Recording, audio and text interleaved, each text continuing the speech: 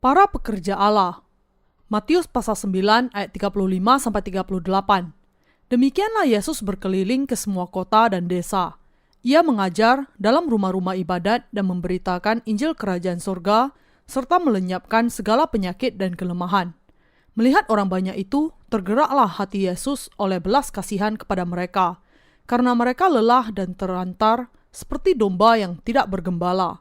Maka katanya kepada murid-muridnya, "Tuaian memang banyak, tetapi pekerja sedikit. Karena itu, mintalah kepada Tuan yang empunya tuaian, supaya ia mengirimkan pekerja-pekerja untuk tuaian itu." Kita semua yang telah menjadi orang-orang benar, berdoa kepada Allah dan melakukan pekerjaannya. Karena itu kita berdoa kepadanya, "Tuhan, ada banyak tuaian, tetapi pekerja sedikit. Tolong bangkitkan para pekerjamu yang bisa memberitakan Injilmu." Mari kita sekarang memulai pelajaran Alkitab hari ini dengan berdoa bersama. Tuhan yang terkasih, masa kesengsaraan memang sudah dimulai di zaman dan masa ini, dan orang-orang berdosa yang tidak terhitung banyaknya masih terhilang dan sesat di dalam dosa-dosa mereka. Tuhan, kami meminta agar Engkau memampukan kami untuk memberitakan Injil air dan Roh, sehingga kami bisa menyelamatkan manusia yang sesat dari dosa-dosa mereka. Tuhan yang terkasih, bangkitkanlah para pekerjamu yang bisa menyelamatkan jiwa-jiwa ini dan menyaksikan Injilmu kepada mereka. Kami meminta agar Engkau menemukan para pekerja ini dan membangkitkan mereka bagi kami. Bapa kami berdoa agar Engkau memberikan kepada kami kekuatan untuk menyelamatkan orang-orang berdosa.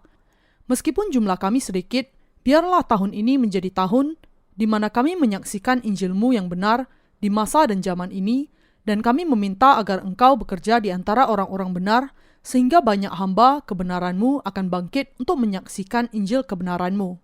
Bangkitkanlah para pekerja ini bagi kami, dan utuslah mereka kepada kami. Kami berdoa agar Engkau akan terus menyelamatkan jiwa-jiwa, dan untuk mengurapi mereka sebagai para pekerja-Mu. Bagi semua orang-orang benar yang sudah dilahirkan kembali, terangilah hati mereka agar mereka melayani Engkau, dan jadikanlah mereka pekerja-Mu, sehingga melalui para hamba-Mu itu, Injil-Mu akan disaksikan ke seluruh dunia, firman-Mu akan disaksikan, dan kehendak-Mu akan terjadi. Hanya orang-orang benar yang bisa menjadi hamba Allah. Siapakah orang-orang benar yang bisa menjadi hamba Allah? Pertama-tama, mereka pasti adalah orang-orang yang sudah percaya kepada Injil air dan Roh, firman Tuhan kita, dan yang jiwa-jiwanya sudah dilahirkan kembali dengan Injil ini, yang bisa menjadi para pekerja Injil Allah. Mereka yang bisa memberitakan Injil air dan Roh kepada orang-orang lain adalah orang-orang benar yang sudah dilahirkan kembali dengan percaya kepada Tuhan dan Injilnya yang benar. Hanya merekalah yang bisa memberitakan Injil air dan Roh. Kita bisa menegaskan kebenaran ini di dalam Kisah Para Rasul pasal 1 ayat 8 yang mengatakan, "Tetapi kamu akan menerima kuasa, kalau Roh Kudus turun ke atas kamu, dan kamu akan menjadi saksiku di Yerusalem dan di seluruh Yudea dan Samaria dan sampai ke ujung bumi." Hanya ketika seseorang menerima pengampunan dosa-dosanya dan Roh Kudus datang ke dalam hatinya dengan percaya kepada Injil air dan Roh sajalah seseorang bisa menjadi pekerja Allah. Ketika kita sungguh-sungguh percaya kepada firman Injil air dan Roh yang sempurna, dan dengan itu diampuni dari segala dosa kita menerima karunia Roh Kudus ke dalam hati kita. Kisah Para Rasul pasal 2 ayat 38. Kalau seseorang bisa menyaksikan bahwa dosa-dosanya sudah dihapuskan dan bahwa dia sekarang tidak memiliki dosa di dalam hatinya, ini adalah bukti akan kenyataan bahwa Roh Kudus memang sudah datang ke dalam hatinya. Adalah karena Roh Kudus yang ada di dalam hati kita yang menjamin kesaksian kita sehingga sekarang kita tidak berdosa dengan percaya kepada Injil air dan Roh. Tuhan kita mengatakan, "Kamu akan menjadi saksiku di Yerusalem dan di seluruh Yudea dan Samaria, dan sampai ke ujung bumi." Ini berarti bahwa Dia akan membuat orang-orang yang percaya kepada Injil air dan Roh sebagai saksi-saksinya di dunia. Karena itu, ketika orang benar menyangkal dirinya, percaya kepada Tuhan dan taat kepadanya, Tuhan sendiri akan mempercayakan mereka pekerjaannya. Karena Roh Kudus berdiam di dalam diri orang-orang yang telah dilahirkan kembali, yang sudah menerima pengampunan dosa dengan percaya kepada Injil air dan Roh, Roh Kudus di dalam hati mereka memimpin mereka dalam setiap langkah mereka. Jadi, Orang-orang benar yang sudah diampuni dari dosa-dosa mereka akan memberitakan Injil air dan roh di setiap kesempatan yang ada. Kalau Anda menghadapi sebuah kesempatan untuk memberitakan Injil kepada seseorang, tentu saja Anda akan merasa gugup atau takut akan hal ini. Tetapi pada akhirnya Roh Kuduslah yang benar-benar bekerja di dalam kehidupan Anda. Roh Kudus memberikan kepada Anda kata-kata yang tepat untuk dikatakan pada saat yang tepat. Karena bukan kamu yang berkata-kata, melainkan Roh Bapamu. Dia yang akan berkata-kata di dalam kamu. Matius pasal 10 ayat 20. Karena itu, sangat tepat bagi kita untuk percaya kepada Roh Kudus untuk dengan berani memberitakan Injil dengan iman pada setiap kesempatan dan melakukan pekerjaan Tuhan kita. Mari kita memiliki keyakinan bahwa Roh Kudus memang bekerja di dalam hati kita. Sebaliknya, seseorang yang tidak percaya kepada Injil air dan roh tidak memenuhi syarat untuk menjadi pekerja Allah. Mengapa? Karena orang-orang berdosa tidak bisa memberikan kesaksian tentang kebenaran Allah. Dan karena tidak seorang pun yang bisa dihapuskan dosa-dosanya kecuali melalui Injil air dan roh ini. Karena Tuhan mengambil segala dosa kita melalui baptisan yang diterimanya, dengan demikian semua orang-orang berdosa yang hatinya masih mempertahankan dosa-dosa mereka tidak akan bisa dipakai oleh Roh Kudus sebagai alatnya. Kalau seseorang mengaku telah menjadi pekerja Allah, bahkan tanpa percaya kepada firman Injil air dan roh, dia adalah seseorang yang sudah menjadi pekerja atas kehendaknya sendiri, yang tentu saja palsu, dan bukan seseorang yang sungguh-sungguh dipanggil oleh Allah untuk menjadi pekerjanya yang sejati. Tidak peduli betapapun tekunnya orang-orang berdosa ini melakukan pekerjaan Allah, atau lebih tepatnya berpikir bahwa mereka melakukan pekerjaannya, semuanya sia-sia. Kita melihat banyak sekali orang-orang demikian di sekitar kita. Ada banyak orang-orang berdosa di atas bumi ini yang menderita karena kesalahpahaman yang mengerikan demikian. Salah satu sifat pasti mereka adalah bahwa bahkan ketika mereka memahami Injil air dan roh, mereka masih saja tetap melakukan apa yang mereka lakukan. Jadi, kadangkala saya berharap bahwa orang-orang kudus yang dilahirkan kembali juga akan lebih bertekun di dalam Injil yang benar seperti orang-orang itu. Syarat yang kedua untuk menjadi pekerja Allah, mengasihi Injil air dan roh. Saya sudah mengatakan bahwa syarat pertama untuk menjadi pekerja Allah adalah percaya kepada Injil air dan roh. Dengan kata lain, hanya orang-orang benar yang bisa disebut sebagai pekerjanya. Tetapi Anda harus memahami bahwa orang-orang yang dilahirkan kembali semuanya disebut sebagai para pekerjanya. Tetapi Anda harus memahami bahwa semua yang dilahirkan kembali dipanggil menjadi pekerja-pekerjanya. Di antara orang-orang benar, hanya orang-orang yang memiliki kerinduan yang besar untuk jiwa-jiwa orang-orang berdosa dan yang hatinya memiliki kehendak untuk menyelamatkan mereka yang bisa menjadi pekerja Injil Allah. Ini menjadi syarat kedua untuk bisa menjadi pekerjanya. Orang-orang ini mungkin tidak memiliki karunia yang luar biasa, tidak fasih lidah, dan tidak memiliki apapun yang menarik. Tetapi orang-orang benar yang hatinya memiliki keinginan bahwa setiap jiwa diselamatkan, memenuhi syarat untuk menjadi para pekerja Allah. Di antara orang-orang benar, mereka yang mengasihi jiwa-jiwa lain, meskipun mereka sendiri tidak memiliki kekuatan, masih menginginkan agar orang-orang lain diselamatkan, dan karena orang-orang lain harus diselamatkan, mereka bangkit untuk menanggapi tantangan meskipun mereka lemah, dan mereka siap untuk melakukan segala sesuatu untuk menyelamatkan jiwa-jiwa ini. Orang-orang benar yang demikianlah yang mengasihi orang-orang lain, yang memenuhi syarat untuk menjadi pekerja Allah. Namun, adakah orang yang mengatakan, "Ya, saya memiliki hati yang demikian, tetapi saya masih terlalu lemah untuk menjadi pekerja Allah"? Tetapi ini bukan alasan yang menjadikan Anda tidak memenuhi syarat untuk menjadi salah satu pekerjanya. Apapun kekurangan Anda bisa dipenuhi dengan iman dan diajar oleh gereja Allah.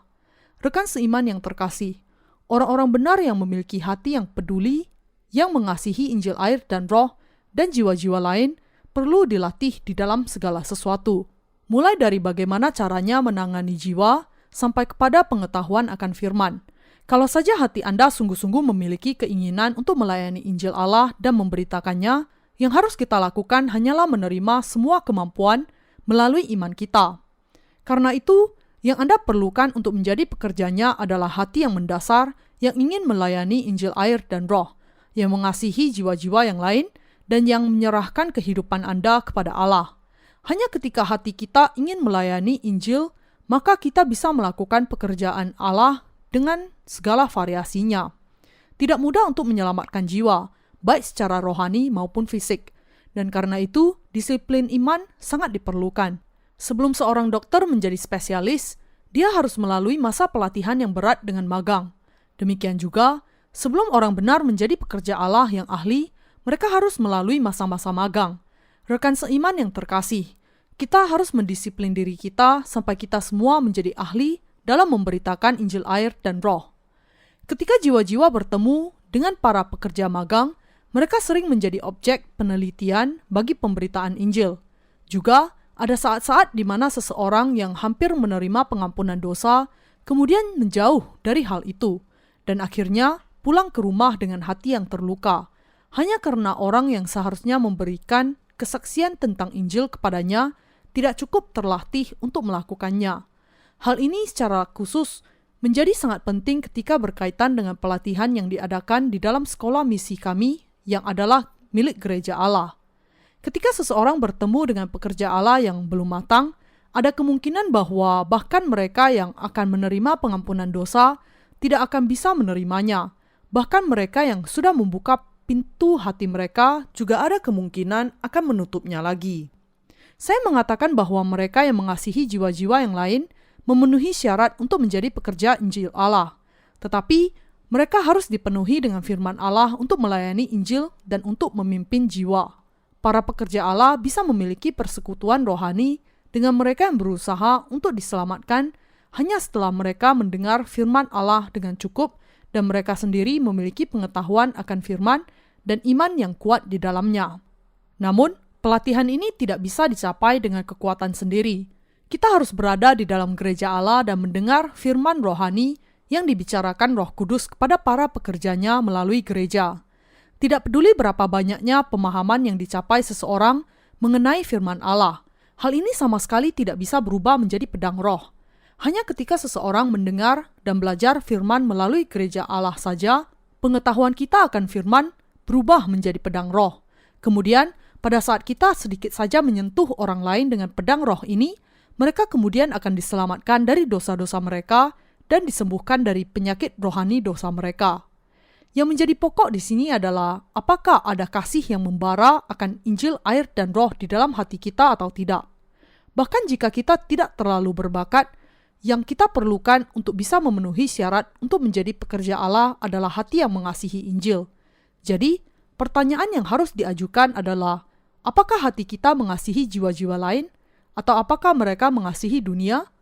Adalah orang-orang benar yang memiliki hati yang mengasihi jiwa-jiwa lain yang memenuhi syarat untuk menjadi pekerja bagi Injil air dan Roh. Bahkan sampai sekarang, Allah sedang mencari para pekerja tuayannya. Sampai sekarang, saat ini juga, Allah masih mencari para pekerja untuk mengutus mereka kepada tuayannya jiwa-jiwa yang terhilang. Anda tidak harus menjadi ahli teologi dan masalah doktrin. Anda tidak harus ahli dalam menangani persoalan dunia ini juga. Kalau Anda mengajarkan Injil air dan Roh dengan tepat kepada orang-orang berdosa yang belum menerima pengampunan dosa, dan dengan itu Anda menghilangkan dengan firman Allah rancangan jahat iblis yang sudah memenjarakan orang-orang berdosa itu, dan kalau Anda menolong jiwa-jiwa yang demikian untuk menerima pengampunan dosa mereka dengan mendengar dan percaya kepada firman kebenaran Allah, maka Anda memang pekerja Allah yang baik. Allah mencari pekerja yang demikian untuk tuayan, bahkan sekarang. Anda bahkan tidak perlu ahli dalam merawat jiwa-jiwa. Allah sendiri melalui para pemimpin di gerejanya akan memperhatikan semua perawatan bagi jiwa-jiwa. Di dalam film Superman, ada tokoh yang serba bisa yang menyelesaikan semua masalah sendirian. Tetapi Allah tidak memerlukan seorang pekerja super yang bekerja sendirian seperti itu. Namun, Allah mencari banyak pekerja yang akan setia kepada setiap panggilan mereka, memberitakan Injil air dan Roh, dan hidup dengan iman. Para pemimpin gereja yang adalah gembala-gembala Anda dan para pekerja Injil memiliki tugas yang berbeda yang ditanggungkan kepada mereka masing-masing. Yang harus dilakukan oleh para pekerja adalah setia kepada tugas yang ditanggungkan kepada mereka, tetapi para pemimpin harus melakukan lebih dari ini, karena mereka harus mengatur para pekerja juga. Mengatakan bahwa tuaian begitu berlimpah tetapi pekerja terlalu sedikit, Allah memerintahkan agar kita berdoa kepadanya untuk mengutus lebih banyak pekerja untuk menuai. Dengan mengatakan demikian, Tuhan kita juga mengatakan, kamu yang berdoa juga harus pergi. Mereka yang berdoa meminta kepada Allah untuk mengutus pekerjanya, sedang meminta hal ini dengan tepat karena hati mereka rindu untuk melakukan pekerjaan Allah. Mereka berdoa demikian karena mereka memiliki kasih yang besar untuk jiwa-jiwa yang hilang. Inilah sebabnya Allah mengatakan kepada kita bahwa kita yang berdoa untuk hal ini juga harus keluar sebagai pekerjanya. Inilah yang dijelaskan Allah kepada kita. Yang perlu kita semua sadari di sini adalah bahwa pekerja Allah tidak langsung jatuh dari langit. Pertama-tama, kita harus berdoa kepada Allah untuk mengutus pekerja. Dan kedua, kita sendiri yang berdoa untuk hal ini juga harus pergi sebagai pekerja. Allah kemudian akan mempercayakan jiwa-jiwa kepada para pekerjanya untuk dituai. Zaman ini lebih memerlukan para pekerja Allah. Zaman ini lebih memerlukan para pekerja Allah. Kita harus berdoa kepada Allah dan meminta agar Dia mengutus para pekerjanya kepada kita. Dan kita sendiri, orang-orang yang berdoa untuk hal ini, juga harus pergi sebagai pekerjanya. Mengatakan amin di akhir doa kita bukanlah akhir sama sekali. Rekan seiman yang terkasih, orang-orang benar yang berdoa akan hal ini haruslah terlebih dahulu pergi ke ladang sebagai pekerja Allah. Adalah karena keinginan hati kita terletak di dalam karya Allah sehingga kita berdoa demikian. Dan karena kita mengenal pekerjaannya sehingga kita telah berdoa untuk misi ini. Mereka yang imannya melampaui orang-orang lain bukan hanya berdoa, tetapi mereka sendiri juga pergi keluar untuk melakukan pekerjaan Allah.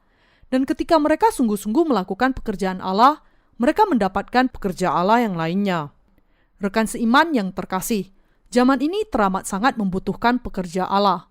Masih ada banyak orang di seluruh gereja Allah yang lebih dari cukup untuk menjadi pekerjanya. Rekan seiman yang terkasih, mari kita berdoa kepada Allah. Tuhan, selamatkanlah jiwa-jiwa ini. Mereka harus diselamatkan dari dosa-dosa mereka sebelum terlambat, sebelum kedatangan-Mu. Bebaskan mereka dari tangan pendusta, Tuhan. Sama seperti Engkau menyelamatkan saya, tolong selamatkanlah jiwa-jiwa ini juga. Demikianlah kita harus berdoa, dan kita sendiri harus menjadi pekerja Allah dan menuju ke ladang menuai tuaiannya. Allah menghendaki agar kita pergi dan memberitakan Injil, air, dan Roh. Apakah karya Allah dilaksanakan kalau kita hanya duduk saja dan tidak melakukan apa-apa? Jangan duduk saja dan merenung sepanjang hari berpikir apa yang harus Anda lakukan, tetapi berdirilah di dalam nama Yesus dan pergi ke ladang. Inilah caranya Anda menjadi pekerja Allah. Masih ada banyak orang-orang benar di dunia ini yang dipanggil untuk menjadi para pekerja Allah. Allah memerintahkan agar kita berdoa meminta Dia mengutus para pekerjanya dan pergi sendiri. Apakah Anda percaya kepada hal ini? Amin. Jangan mencari alasan, mengatakan Anda terlalu lemah untuk pergi ke ladang, atau apa saja yang menurut Anda alasan yang cocok untuk bisa duduk-duduk saja. Apapun kekurangan Anda akan dipenuhi dengan belajar. Yang penting di sini adalah bahwa Anda mengasihi Injil, air, dan Roh dan bisa melihat keadaan jiwa-jiwa lain, dan bahwa Anda percaya kepada kedatangan akhir zaman dan masa penganiayaan besar yang dinubuatkan di dalam firman Allah. Orang-orang yang demikianlah yang memiliki iman yang sangat diperlukan, dan orang-orang yang demikianlah yang harus bangkit menjadi pekerja Allah. Pekerja Allah yang bijaksana harus bangkit. Di akhir zaman juga, kita memerlukan para pekerja yang bisa membawa umat Allah dan merawat mereka dengan roti kehidupan sesuai dengan keadaan zaman. Di zaman air bah Nuh, semua orang hanya minum dan makan sampai akhirnya binasa. Semua orang-orang berdosa ada di jalan kebinasaan. Adalah tanggung jawab kita untuk membebaskan mereka dari para pendusta. Kita membutuhkan pekerja seperti itu yang bisa memimpin jiwa-jiwa ini untuk menerima pengampunan dosa dengan memberitakan Injil yang benar kepada mereka dan merawat mereka dengan firman Allah yang sesuai dengan zaman ini. Apakah Anda akan memusatkan pikiran Anda hanya kepada perkara di bumi ini yang akhirnya akan binasa? Seolah-olah Anda akan hidup 1000 tahun lagi? Dunia ini tidak akan bertahan selamanya. Beberapa tahun yang lalu, sebuah gempa bumi menghancurkan kota Kobe di Jepang. Ketika para penghuninya membangun rumah mereka dan menjalani kehidupan mereka, tidak ada yang membayangkan bahwa mereka akan diserang oleh bencana yang dahsyat seperti itu. Mereka sudah menghiasi rumah mereka, menanam pohon-pohon indah di sekitar kota, dan mengatur tata letak kota, mengharapkan untuk hidup bahagia selama-lamanya sampai bertahun-tahun. Tetapi sebuah gempa bumi menyerang mereka dan kota Kobe dihancurkan dalam sekejap. Di manakah ada jaminan bahwa rumah kita tidak akan diserang oleh gempa seperti yang menyerang Kobe? Jangan berpikir bahwa Anda bebas dari gempa, hanya karena hal itu belum pernah terjadi. Kita semua hidup dalam keadaan yang sama. Juga, jangan berpikir bahwa perang nuklir tidak relevan lagi, hanya karena perang dingin sudah selesai. Sebaliknya, hal itu sama dekat dengan kita seperti yang pernah ada. Yang saya coba jelaskan di sini adalah bahwa jangan pernah menjadi begitu terlena dan merasa puas diri sehingga Anda mengabaikan bahaya ini dan tetap tidak memiliki kepekaan terhadapnya, seolah-olah Anda sudah menjadi babi yang sudah merasa cukup. Namun, seperti Socrates yang senantiasa lapar, Anda perlu tahu Anda berasal dari mana dan kemana Anda akan pergi. Mengapa Anda hidup dan untuk tujuan apa seharusnya Anda hidup, dan Anda harus menjalani kehidupan Anda dengan persiapan untuk berdiri di hadapan Allah. Rekan seiman yang terkasih, janganlah menaruh pengharapan kita di atas bumi ini, seolah-olah kita akan hidup di sana selama 1000 tahun. Kalau orang-orang benar memiliki makanan dan minuman yang cukup, kalau keperluan dasar mereka dipenuhi, maka Anda, sebagai orang-orang benar yang hidup di ambang akhir zaman, harus berada di barisan depan sebagai pekerja Injil. Kalau Anda sungguh-sungguh percaya kepada peringatannya tentang akhir zaman, maka Anda harus bangkit dan bekerja bagi Allah, sebagaimana Nuh sudah membangun bahtera keselamatan. Kita memerlukan pekerja Allah yang bekerja bersama kita dan yang berdiri di pihak Allah, bukan di pihak orang-orang dunia yang mengejek dan menertawakan kita. Di seluruh gereja kita ada banyak pekerja. Allah sudah mengutus banyak. Saya senantiasa berdoa kepada Allah untuk mengutus pekerja kepada kita. Dan kemudian Allah menjawab doa saya dan memang mengutus banyak pekerja kepada kita. Rekan seiman yang terkasih, sekaranglah saatnya Anda meresponi panggilan Allah. Allah memanggil Anda menjadi pekerjanya. Dengan rendah hati, jawablah panggilannya dan mengatakan, "Ya Tuhan, meskipun saya tidak berbakat dan banyak kekurangan, saya akan taat. Utuslah aku, Tuhan." Para pekerja demikianlah yang dipanggil Allah. Apakah ada di antara orang-orang benar yang berpikir bahwa dia tidak bisa menjadi salah satu pekerja Allah karena kelemahannya? Apakah Anda mengasihi Tuhan dengan segenap hati Anda? Dan apakah Anda mengasihi Injil air dan Roh? Apakah Anda percaya bahwa zaman ini semakin mendekat kepada masa kesengsaraan besar? Kalau demikian, Anda harus menjawab panggilan Allah. Harus bangkit para pekerja yang bisa menyerahkan seluruh kehidupannya untuk melayani Tuhan, dan yang juga bisa melayani Dia dengan harta milik mereka. Rekan seiman yang terkasih, tidakkah Anda ingin bekerja dengan gereja Allah? Apakah hati Anda ingin melakukan pekerjaan Allah dengan gerejanya? Kalau demikian, mari kita melakukan karya Allah bersama-sama. Pekerjaan Tuhan ini tidak akan pernah sia-sia. Kalau kita hanya bekerja keras sebentar, kalau kita mau menyerahkan kehidupan kita kepada Tuhan sebentar, dan kalau saja kita mau berusaha sebentar, kita bisa mendapat keuntungan. Dengan iman, banyak jiwa-jiwa yang lebih berharga dibandingkan dengan seluruh dunia ini. Dan ketika jiwa-jiwa ini bertumbuh dan mereka sendiri keluar untuk berbicara kepada jiwa-jiwa lain, lebih banyak jiwa akan diperoleh. Pekerjaan rohani demikian akan membuat Anda lebih merasa puas, ratusan dan jutaan kali lipat, dibandingkan dengan pekerjaan dunia yang pernah Anda lakukan. Di hadapan Allah, hamba yang paling bijaksana di zaman akhir, orang-orang kudus yang paling bijaksana di akhir masa kesengsaraan, tidak lain dari orang-orang yang memberitakan Injil air dan Roh kepada semua manusia yang sudah diciptakan dalam rupa Allah. Dan merekalah orang-orang yang memberi makan jiwa-jiwa dengan makanan rohani. Mereka memberi makan orang-orang lain dengan firman Injil air dan Roh, firman yang menumbuhkan dan firman kebenaran.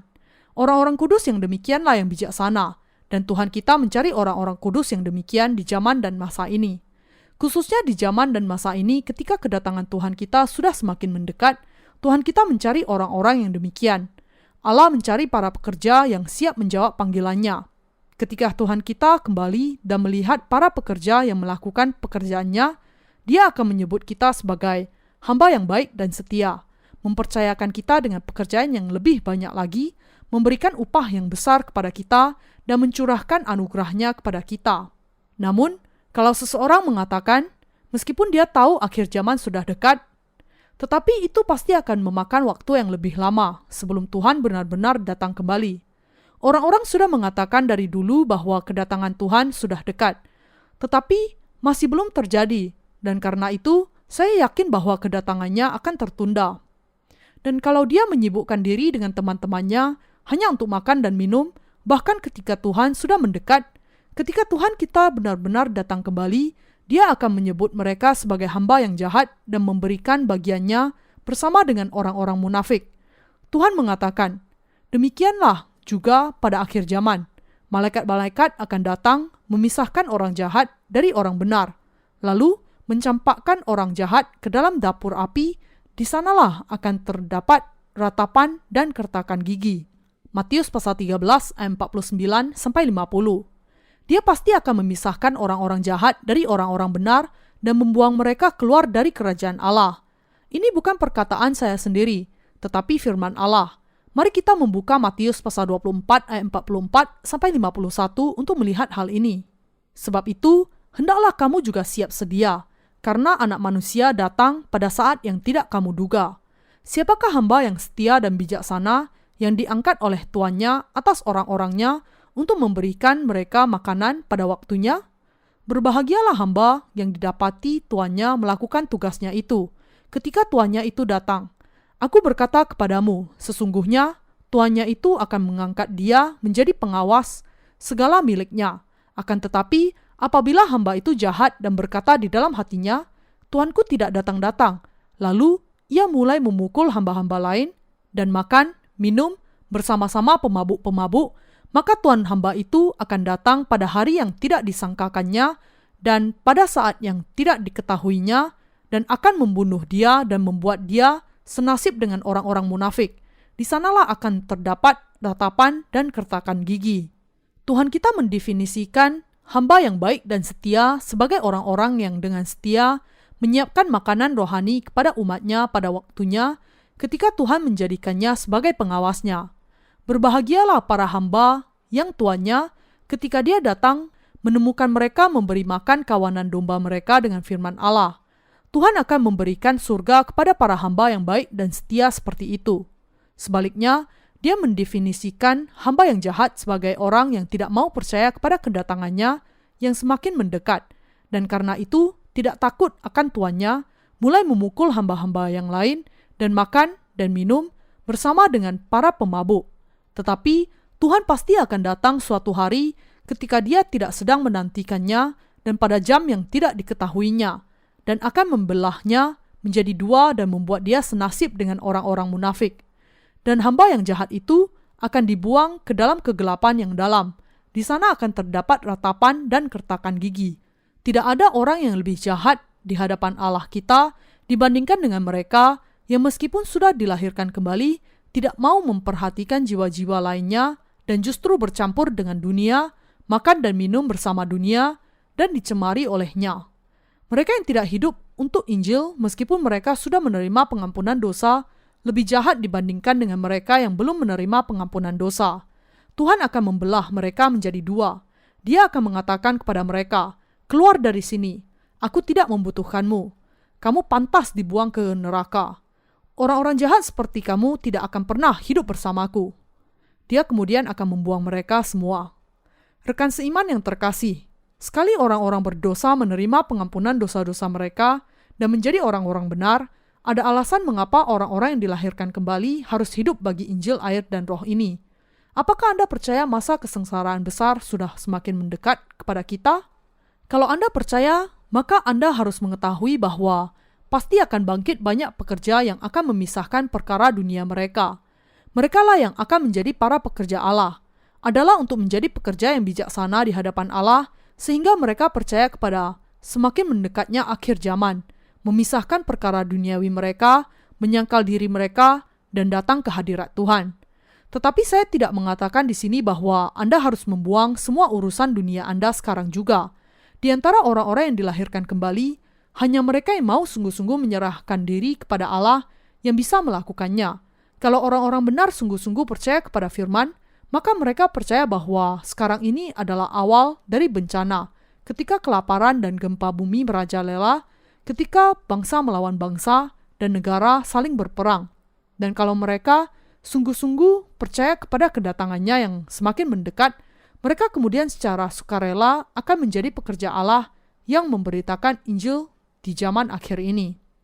Apakah Anda memiliki iman yang demikian? Anda kemudian harus membuang semua ketertarikan dunia. Carilah nasihat dari para pemimpin rohani Anda dan kemudian lepaskanlah semua ikatan dunia Anda. Tetapi Anda harus melakukan hal ini dengan iman. Dan segala sesuatu yang tidak berdasarkan iman adalah dosa. Roma pasal 14 ayat 23. Rekan seiman yang terkasih, bahkan ketika hati Anda ingin hidup bagi Tuhan, dan Anda memiliki harta benda dan kesehatan untuk bisa melakukannya, apakah Anda masih ragu-ragu dan berpikir, tetapi aku masih memerlukan harta benda, bahkan sekarang ketika akhir zaman mendekat, karena aku harus mempersiapkan diri menghadapi masa ini. Tetapi Anda tidak akan pernah bisa menikmati harta benda Anda. Sisihkan sebagian untuk Anda pakai, lalu berikan sisanya untuk Tuhan. Mungkin Anda bertanya-tanya, saya pikir Pendeta Jong tidak akan pernah mengatakan hal demikian. Bagaimana mungkin dia mengatakan hal ini dengan keras seperti itu? Tetapi, rekan seiman yang terkasih, saya masih tetap mendorong Anda untuk memberikan harta Anda bagi Tuhan. Allah akan menerimanya dengan sukacita, dan Dia akan menggunakannya sebagai alatnya yang berharga. Biasanya, saya tidak mengatakan hal demikian kepada Anda, tetapi kalau Anda bertanya apa yang sesungguhnya ada di dalam hati saya akan mengatakan, lepaskan ikatan keduniawian. Tetapi saya juga akan menambahkan satu persyaratan di sini, yaitu hanya orang-orang yang mau melayani Tuhan yang harus melakukan demikian. Bagi Anda yang memiliki pekerjaan, bekerjalah dengan tekun. Orang-orang benar yang tidak pergi ke ladang tuayan sebagai pekerja penuh waktu, haruslah bekerja dengan tekun di dalam pekerjaan mereka dan mendukung pelayanan dengan hasil usaha mereka. Anda harus mendukung gereja dengan dukungan materi sebanyak mungkin sehingga gereja bisa memberitakan Injil. Setialah kepada hal ini sepanjang hidup Anda, karena ada tertulis, "Hendaklah engkau setia sampai mati, dan aku akan mengaruniakan kepadamu mahkota kehidupan." Wahyu pasal 2 ayat 10. Dan mereka yang mau menyerahkan sepenuh kehidupan mereka kepada pelayanan mereka dan sepenuhnya hidup bagi Injil ini, biarlah para diaken yang mengurus kebutuhan materi mereka dan menyerahkan sepenuh kehidupan Anda untuk mewartakan firman dan memberitakan Injil. Kalau Anda mau menjadi pekerja yang demikian, berbicaralah dengan pemimpin rohani Anda, dan kalau diizinkan, tinggalkanlah semua urusan duniawi Anda. Ketika saya mengatakan pemimpin rohani Anda, saya yakin bahwa Anda tidak akan keliru antara mereka dengan para pendeta duniawi ini yang tidak percaya kepada Injil air dan roh dan dengan demikian belum dilahirkan kembali. Kalau Anda bertanya, bagaimana saya selayaknya harus hidup? Inilah yang sejujurnya akan saya katakan kepada Anda, karena inilah yang akan sangat memberikan keuntungan kepada Anda. Dan saya yakin bahwa orang-orang yang demikianlah yang akan sungguh-sungguh dipuji oleh Tuhan, dan bahwa merekalah orang-orang yang menjalani kehidupan yang sangat berbuah dan layak di akhir zaman ini. Adalah firman Allah yang saya percaya dan yakini. Saya tidak bisa percaya kepada diri sendiri. Jadi, saya tidak pernah percaya kepada diri sendiri, tetapi justru saya menyangkal diri saya. Rekan seiman yang terkasih, bukankah ini zaman dan masa kesengsaraan? Memang demikian. Ini berarti bahwa kita sekarang sedang mendekati akhir zaman yang tidak terelakkan. Kita harus hidup seturut dengan masa dan zaman ini. Kita orang-orang kudus yang dilahirkan kembali haruslah menyesuaikan diri dengan arus zaman. Semua orang mengatakan bahwa kita sudah masuk ke dalam zaman globalisasi. Tetapi dengan membuang selimutmu yang lama saja, bukanlah berarti menyesuaikan diri dengan zaman globalisasi. Sekarang, meski masalah perlindungan lingkungan sudah menjadi kepedulian yang sangat besar, memisahkan antara sampah yang bisa didaur ulang dengan yang tidak bukanlah tanda kita hidup untuk zaman yang baru. Hanya ketika Anda menjalani kehidupan bagi Injil, kemudian Anda menjadi orang-orang yang tepat untuk zaman ini. Ketika zaman berubah dan masa kesengsaraan menjelang, Kita jangan sampai menempatkan hati kita di dunia ini seperti sebelumnya, seolah-olah kita hidup untuk ribuan tahun lagi. Kita harus menjadi para pekerja yang menuai. Adalah saatnya bagi Anda untuk meninggalkan ikatan dunia Anda. Sekali lagi, saya tidak mengatakan bahwa semua orang harus melakukan hal ini. Namun, saya mendorong bahwa Anda yang sungguh-sungguh mengasihi jiwa-jiwa lain dan ingin menyerahkan seluruh kehidupan Anda bagi pekerjaan Tuhan, haruslah menanggalkan semua ikatan dunia. Dan ketika Anda melakukannya, serta melayani Tuhan, kehidupan Anda akan sungguh-sungguh menjadi sangat berbuah dan berharga. Rekan seiman yang terkasih, jangan khawatir tentang anak-anak Anda. Anak-anak Anda tidak akan menderita kelaparan hanya karena Anda melayani Tuhan. Jangan khawatir sama sekali. Saya mau menjelaskan di sini. Saya tidak mengatakan agar Anda meninggalkan anak-anak dan keluarga Anda. Namun, saya mengatakan bahwa Anda terlebih dahulu melayani Injil dan memperhatikan gereja Allah. Saya meminta kepada Anda dengan kata lain untuk hidup bagi Injil di masa-masa kesengsaraan ini sampai kepada hari ketika Tuhan kita datang kembali. Tuhan kita juga memperingatkan kita dengan mengatakan, "Tetapi carilah dahulu kerajaan Allah dan kebenarannya, maka semuanya itu akan ditambahkan kepadamu." Matius pasal 6 ayat 33. Saya yakin bahwa kalau Anda sungguh-sungguh percaya bahwa kita sedang memasuki zaman kesengsaraan, banyak pekerja yang demikian akan bangkit di antara Anda. Allah sedang mencari hamba yang setia dan bijaksana. Dia mencari para pekerja yang akan dengan setia memberitakan Injil. Yesus mengatakan, "Tuaian memang banyak, tetapi pekerja sedikit." Inilah sebabnya Tuhan kita mengatakan untuk berdoa agar Dia mengutus hamba-hamba yang demikian, dan bahwa kita sendiri yang berdoa untuk hal ini harus pergi juga ke ladang tuaian. Saya menaikkan syukur saya kepada Allah kita. Saya bersyukur kepada Tuhan kebenaran yang memampukan kita untuk membedakan waktu, mengajar, dan menuntun kita semua, sehingga kita bisa melayani Injil di akhir zaman ini. Mari kita berdoa kepada Allah untuk mengutus pekerjanya. Mari kita meminta kepadanya agar mengizinkan kita bekerja bersama dengan mereka. Mari kita senantiasa berdoa kepada Allah untuk mengutus para pekerja yang demikian. Dan mari kita melakukan pekerjaannya dengan iman. Haleluya!